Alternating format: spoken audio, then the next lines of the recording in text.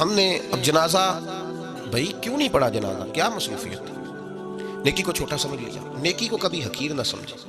نبی پاک علیہ الصلوۃ والسلام نے ارشاد فرمایا جب تو جنازہ پڑھنے جاتا ہے تو اگر تو جنازہ پڑھ کے آ جائے تو تجھے 1 قرات اجر ملے گا، اور اگر تو دفن میں بھی شریک ہو تو اللہ 2 قرات اجر ادا کرے گا۔ تو صحابہ نے کہا حضور یہ قرات کیا ہے؟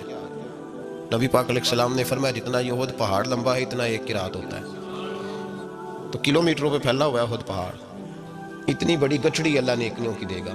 اب اردو میں گچھڑی ہے، پنجابی سوکھے رانگے، ایڈی پانڈ دے گا اللہ نیکیوں۔ جس حد تک صحابہ لالچی تھے، اولیاء اللہ لالچی تھے، کس بات کے؟ نیکیوں کے، نیکیوں کے لالچی تھے۔ کوئی نیکی جانے نہیں دیتے تھے، کہتے تھے کوئی خیر کا کام میرے ہاتھ سے رہ نہ جائے۔ تو پہلی بات تو یہ کہ نیکیاں ہاتھ سے جانے نہ دیں، بڑا چھوٹا سا کام ہے نا۔ ایسے گزر رہے تھے، گجرا والا جانا تھا تو رستے میں کوئی 1-2 مریض تھے تو تیمارداری کر لی، خبر گیری کر لی، بڑا چھوٹا سا کام ہے نا بھائی، ایک بندہ بیمار ہو گیا اس کی تیمارداری کرنی ہے، لوگ بڑا چھوٹا سا کام سمجھتے ہیں۔ لیکن میرے نبی پاک علیہ الصلوۃ والسلام نے ارشاد فرمایا یہ اتنی بڑی نیکی ہے، جب تو کسی بیمار کی تیمارداری کرنے جائے تو یوں سمجھ لے کہ اللہ کی رحمت کا دریا بہہ رہا تھا تو اس میں غوطہ لگا کے آیا، یعنی غوطہ ہی لگ گیا، یعنی کانوں کے اوپر تک، بالوں کے اوپر تک اور پیروں کے نیچے تک رحمت ہی رحمت حاصل ہو گئی۔ اتنی بڑی نیکی ہم نے تو بڑا معمولی سی بات سمجھی ہوئی تھی، نہ کبھی گناہ کو چھوٹا سمجھے۔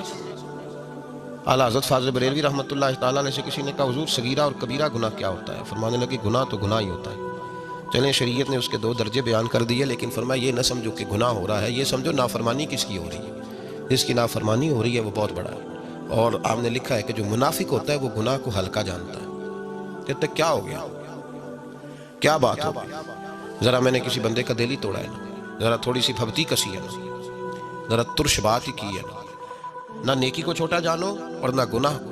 اور اگر مومن ناراض ہو گیا، اگر مومن ناراض ہو گیا، بھبتی تو کسی تھی، ذرا تھوڑا سا طنز ہی کیا تھا، حضور نے فرمایا من اذا مسلما فقد اذانی، جس نے میرے مسلمان کو تکلیف دی اس نے مجھے تکلیف دی، اور جس نے مجھے تکلیف دی اس نے میرے رب کو تکلیف دی۔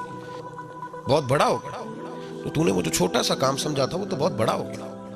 اس لیے امام غزالی رحمۃ اللہ علیہ فرمایا کرتے تھے بعض لوگوں کا گناہ تو صغیرہ ہوتا ہی نہیں، والد کا اور دادے کا گناہ صغیرہ نہیں، اس لیے کہ اس کے بچے پاس تھے، پوتے پاس تھے، نواسے پاس تھے، انہیں سیکھنا تھا۔